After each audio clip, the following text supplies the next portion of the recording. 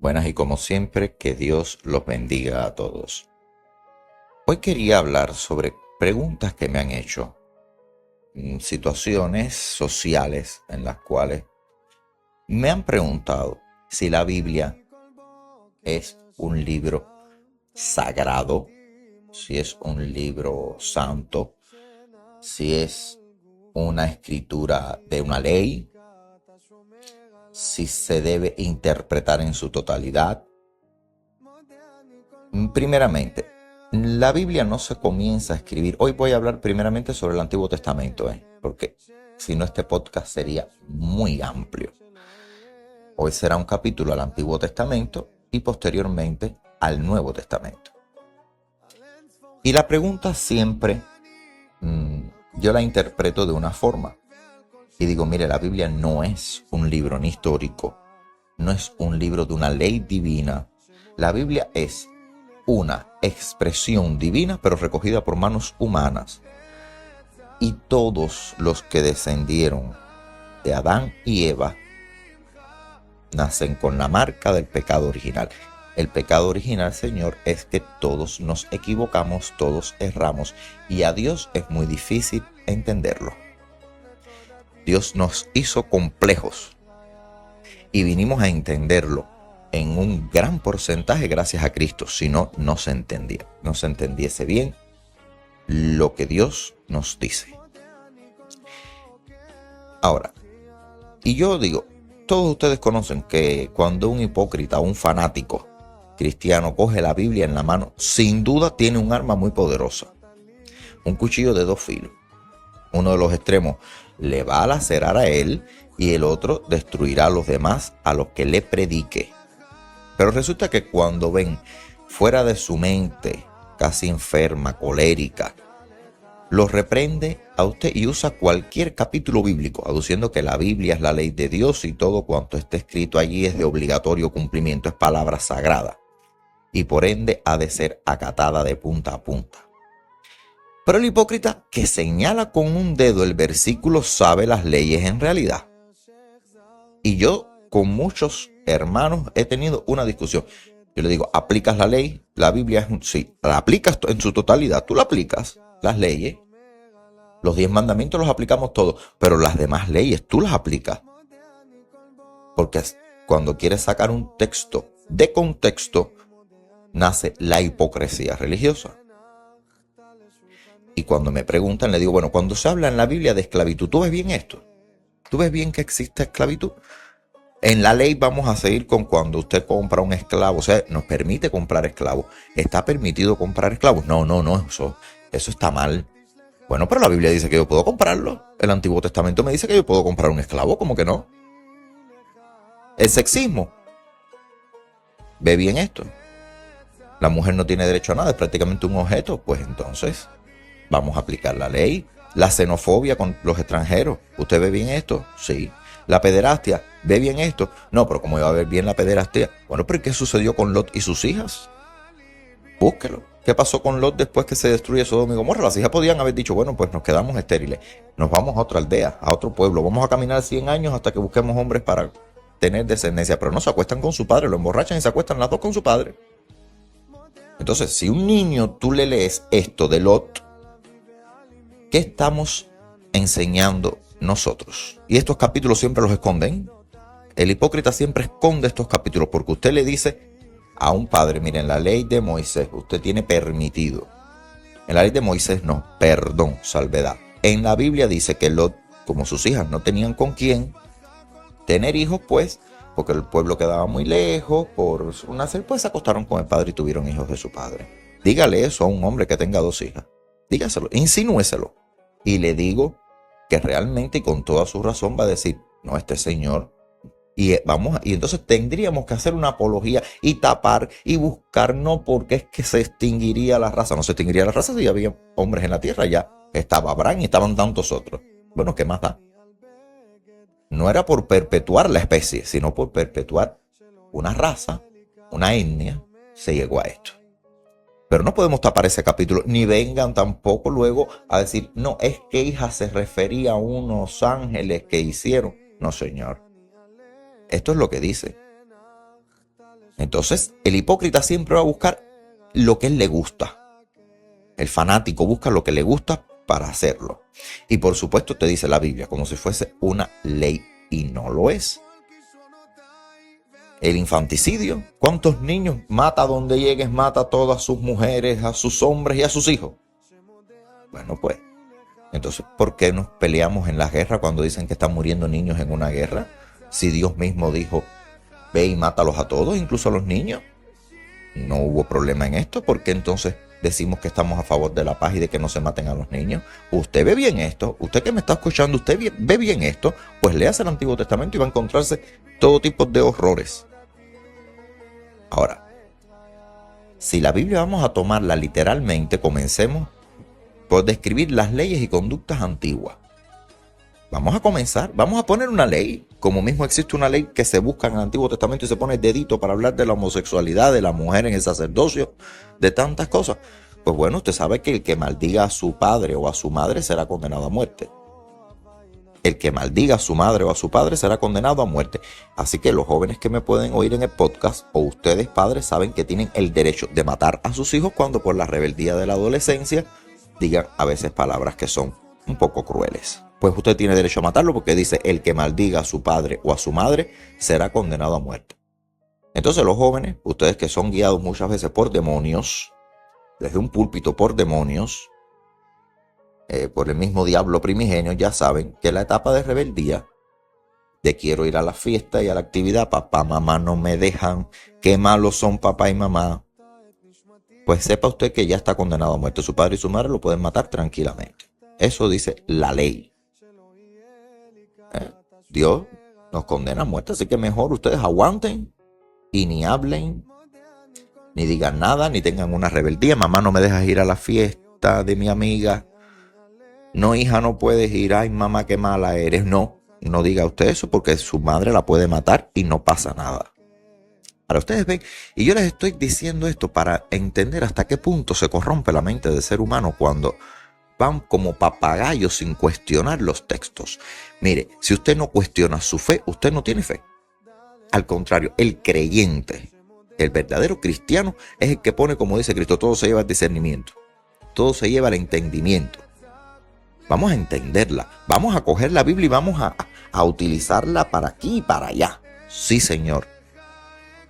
Vamos a criticar, vamos a cuestionar, porque si no usted está creyendo en un fanatismo, está creyendo en lo que le dice un hombre desde un púlpito, y no es eso lo que se busca.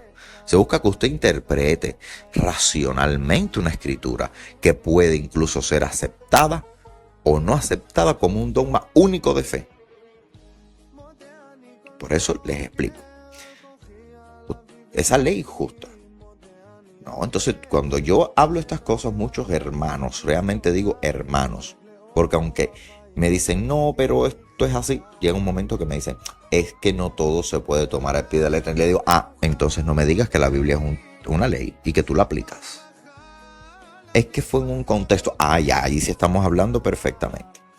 Por ejemplo, mire, en los impedimentos para ejercer el sacerdocio, el Señor le ordena a Moisés que le dijera a Aarón, ninguno de tus descendientes que tenga defecto físico deberá acercarse jamás a su Dios para presentarle la ofrenda de pan. En efecto, no deberá acercarse nadie que tenga algún defecto físico, ninguno que sea ciego, cojo, mutilado, deforme, lisiado de pies o manos, jorobado o enano, o que tenga sarna o tiña, o cataratas en los ojos, o que haya sido castrado. Ningún descendiente del sacerdote Aarón que tenga algún defecto podrá acercarse a presentar al Señor la ofrenda por fuego. O sea, hay que entender que estamos...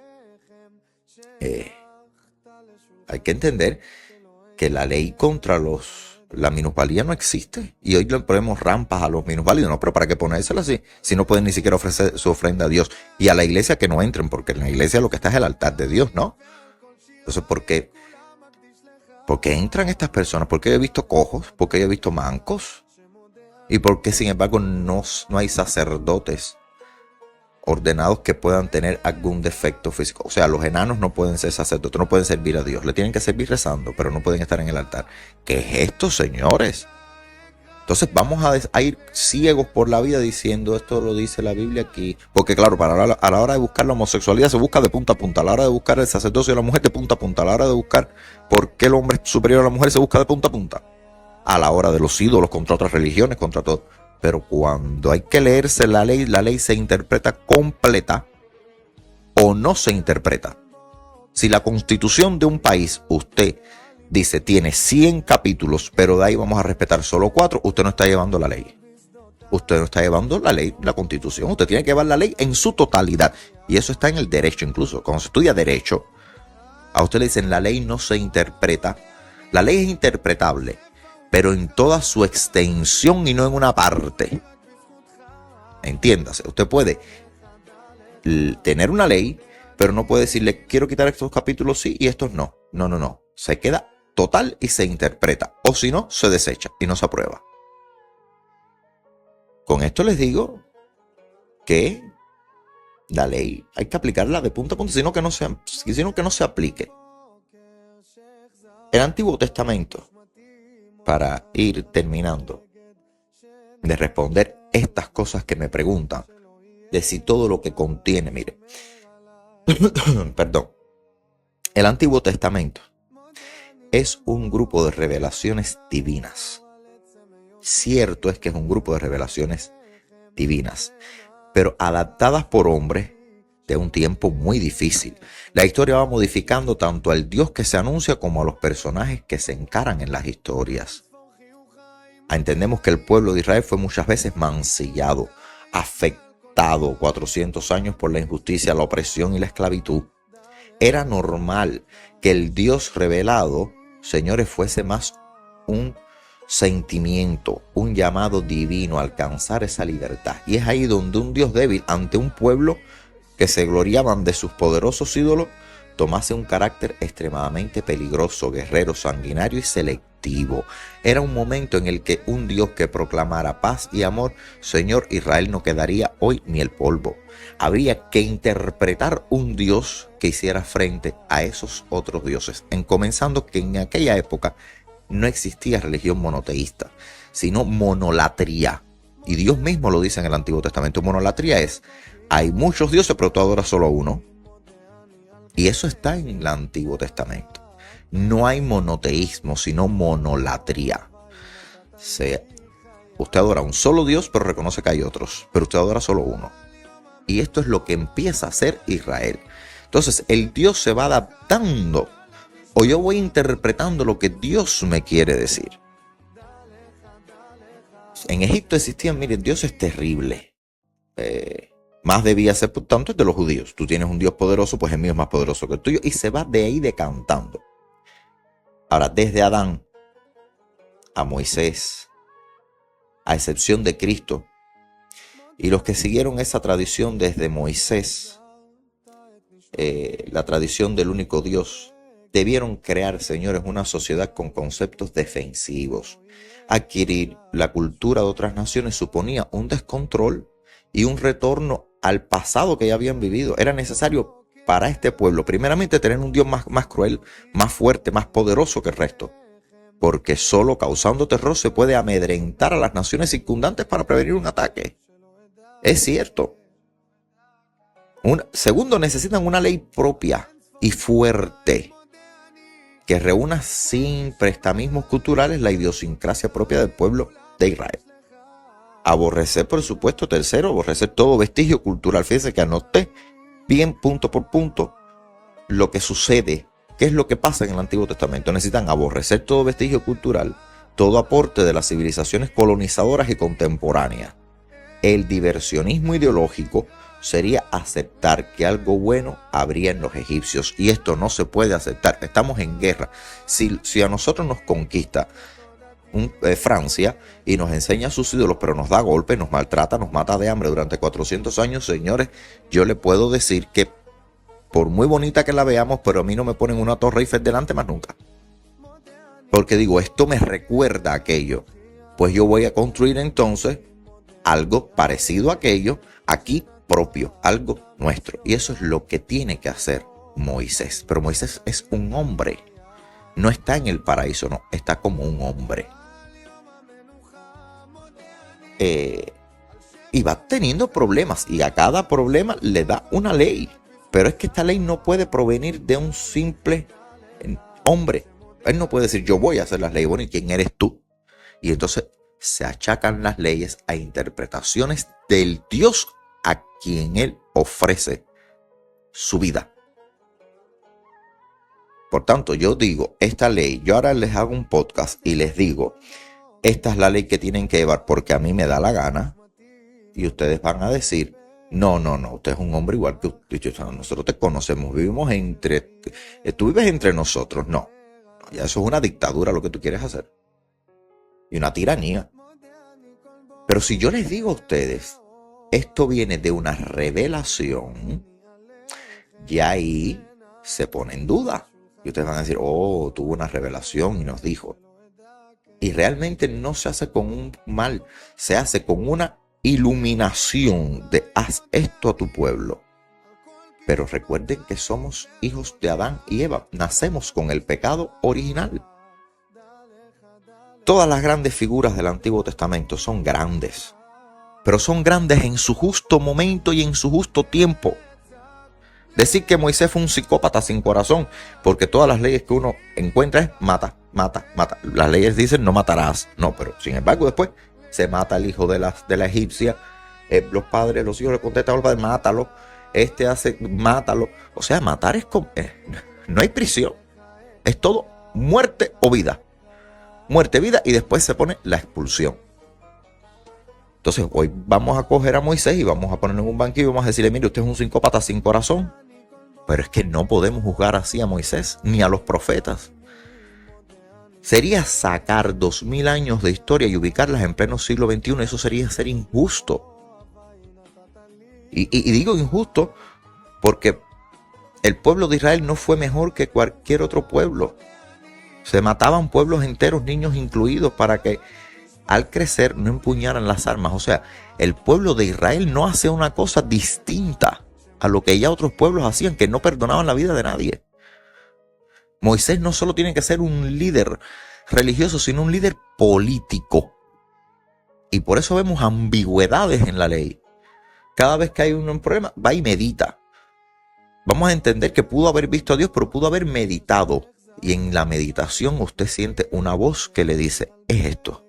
Vamos a decir que eso fue Dios y lo que le pasó a Moisés. Pero no podemos llevar a Moisés hoy en día a un juicio, Señor, porque seríamos nosotros unos ilusos, seríamos peores, seríamos unos criminales. Moisés fue un gran hombre en su momento, en su tiempo, y sus leyes fueron aceptadas y necesarias en un momento, en un tiempo. No podemos tampoco poner las leyes de Moisés 2000 años después, porque estaríamos todos bajo crímenes, estaríamos todos presos. Si por cada vez que un hijo mío me falta el respeto yo lo mato, pues yo estaría, señores, preso. Si cada vez que yo participo en una guerra tengo que matar niños, pues yo ya estaría preso y fusilado posiblemente. Entonces, no podemos sacar las cosas de contexto, traerlas a pleno siglo XXI y juzgarlas desde nuestro siglo. Y yo siempre le digo a la persona, Marie Curie descubrió el radio, o sea, descubrió la radiación. Y entonces yo tengo hoy que decirle, quítenle el Nobel, porque usted, señora, por la radiación se hacen las bombas atómicas, la radiación mata, se mueren personas. Mire lo que pasó en Chernobyl, señora, usted es una criminal. ¿Yo puedo hacer eso hoy en día? Señores, no. Una persona que además, la pobre, murió por los efectos de lo que había descubierto para el mejoramiento humano, porque se hacen las radiografías y todo lo que usamos en medicina para detectar enfermedades, pues nace de esa voluntad, de esa buena mujer. Y es lo mismo que pasa con Moisés. Ahora le voy a decir a Moisés, oye, mira, tú eres un criminal de guerra, tú eres un psicópata. No, todo en su momento y en su lugar. Einstein fue una gran persona, le podemos decir, es un pecador porque después hizo la bomba atómica con lo que él inventó. No, señores. Entonces, todo queda en un momento histórico y no podemos juzgar los momentos históricos desde el siglo XXI, porque seríamos nosotros ingratos. Seríamos ingratos con nuestra historia. Y nuestra historia está plagada de errores porque todos descienden de Adán y Eva. Todos estamos bajo el pecado original, que es el pecado del error, de que nos podemos equivocar. Y esto es una realidad y sucede. Entonces el Dios del Antiguo Testamento es un Dios guerrero porque era necesario que fuese así. Hoy ese Dios nos habla de paz. Cristo tiene que venir. Es que incluso Cristo tiene que venir a explicarnos realmente quién es Dios. Porque muchas personas decían, los leprosos, ¿cuántos leprosos no curó el Señor? ¿Cuántos inválidos no visitó? ¿Cuántas personas no resucitó? O sea, Cristo fue a entender, espérense, esta ley dice que los deformes, pero no es así. Como cuando le preguntan de Moisés, dice, bueno, Moisés lo dijo en un momento porque ustedes no tenían cultura. Así lo dice cuando habla del divorcio. Moisés dijo del divorcio. Y Cristo tiene que dar una interpretación de su tiempo a una lógica que está escrita. Dice, no, yo no vengo a cambiar ninguna ley, pero sin embargo la reinterpreta. Tiene que reinterpretarla porque era un momento histórico distinto. Y él mismo lo dice. Cuando habla del divorcio, dice, Moisés se lo dijo porque ustedes no tenían entendimiento en aquel momento. Por eso se los dijo. Y es la realidad. Mientras hay paz, si el mundo entero estuviese imbuido, lleno de paz, ¿para qué servirían tropas y militares? Bueno, pero en un momento hicieron falta tropas y militares. Hoy, cuando el mundo sea un mundo de paz, ¿para qué los queremos? Para nada, no hace falta defendernos porque todos nos amamos. No podemos traer las cosas de un siglo a otro y decir desde ahí que tienen una validez. Entonces, para lo único que tenemos que asomarnos al Antiguo Testamento y después hablaremos del Nuevo Testamento, señores, primeramente conocer el desarrollo de Dios en el amor. Precisamente hay que ver ese Dios y entender lo que lo entendemos en el Nuevo Testamento con Cristo.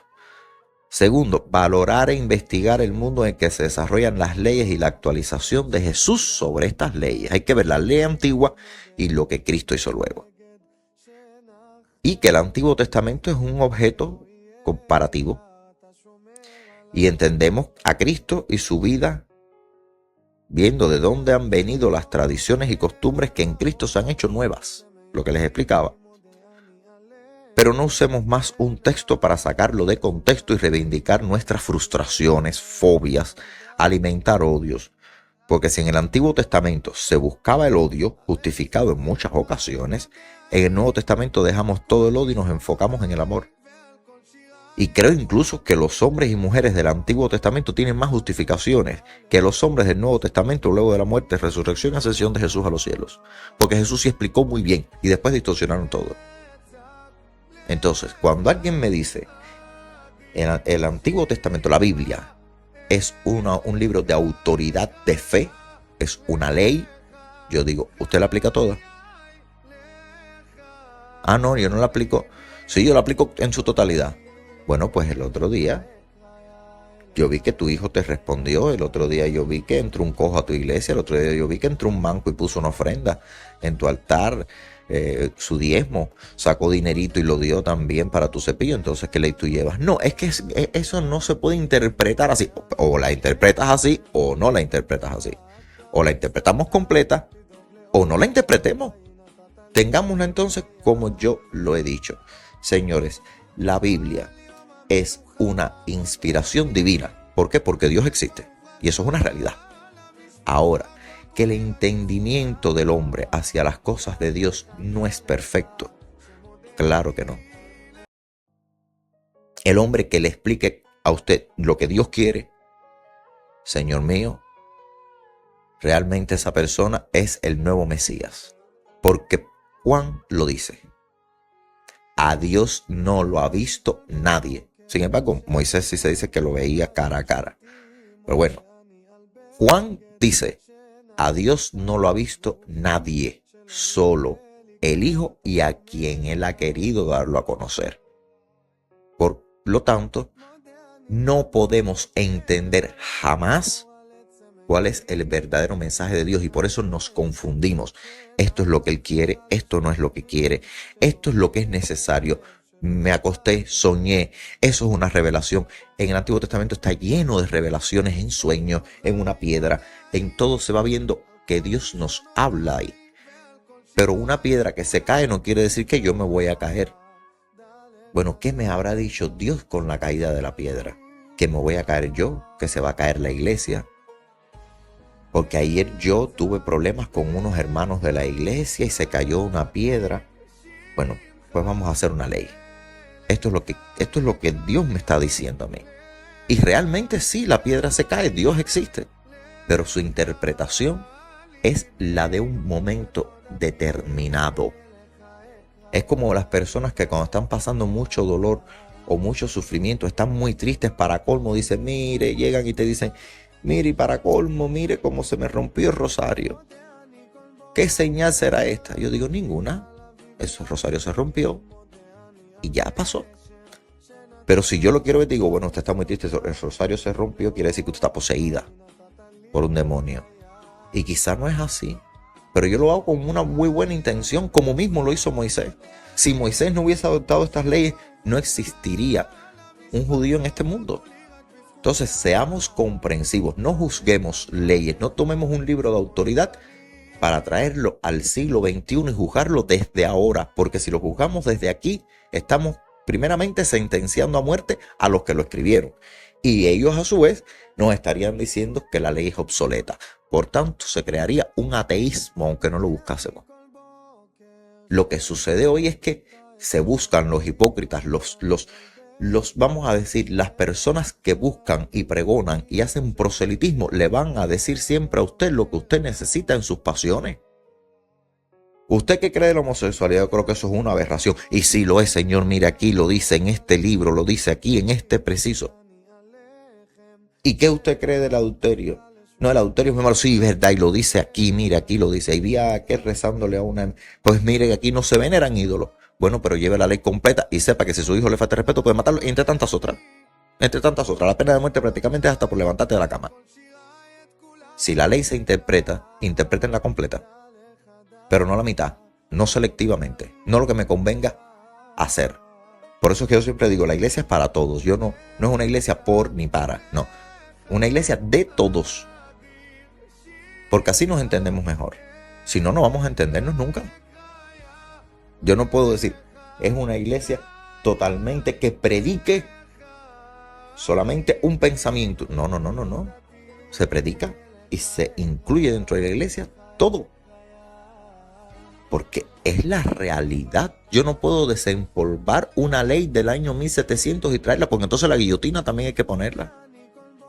Y sé que me dirán, bueno, pero la guillotina es un libro escrito por hombres. Y la Biblia también, ¿quién la escribió?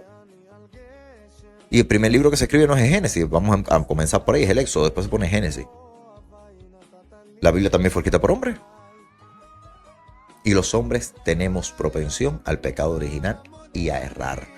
Entonces, cuando hablan de Moisés, muchas personas dicen, es una herejía. No, de Moisés hay que hablar. Pero no hay que hablar llevándolo al siglo XXI, porque si traemos a Moisés, si Moisés hoy mismo se levantase de la tumba y fuese a una corte de justicia, se le llevaría a un tribunal por crímenes de guerra.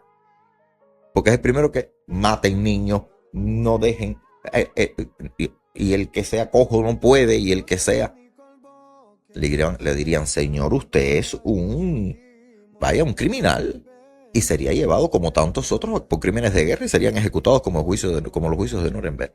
Eso es lo que tenemos que hacer. Decirle a nuestros hijos, esta es una ley válida. Esta ley de matar es válida. Entonces no, señores. Porque si le damos esta arma a un muchacho y lo lee y dice esto Dios lo dijo, entonces está bien matar a las personas porque Dios lo dice. Y hay que decirle, no, hijo, Dios en un momento determinado amó a su pueblo y los hombres entendieron este amor y desgraciadamente se cometieron errores. Porque todo hombre está propenso a errores como tú y como yo. Moisés, ¿quién fue? Un hombre con una inspiración divina muy grande, un hombre que luchó contra la injusticia, un hombre recto, un hombre justo, en su momento y en su tiempo. Entonces no vamos a traer personajes de la edad antigua a la nueva, sino vamos a leernos el Antiguo Testamento para saber de dónde proviene el conflicto de Cristo, por qué Cristo va a la cruz, por qué se cumplen las profecías y sobre todo entendamos que el Antiguo Testamento es la justificación de que Cristo viniese a la tierra a explicarnos y decirnos un momento.